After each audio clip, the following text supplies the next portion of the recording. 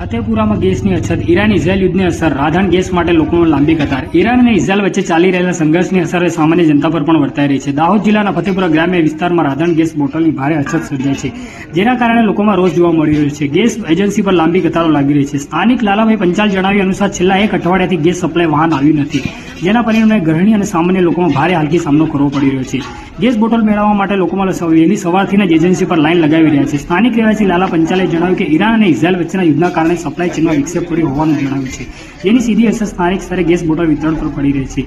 બીજી ઓર Bharat gas agency દ્વારા gas વિતરણ માટે કેટલાક નિયમો લાગુ કરવામાં આવ્યા છે. ગ્રાહકો અગાઉ સિલિન્ડર લીધેના 25 દિવસ પૂર્ણ થયા હશે તેમને જ નવું બુકિંગ અને વિતરણ કરવામાં આવશે.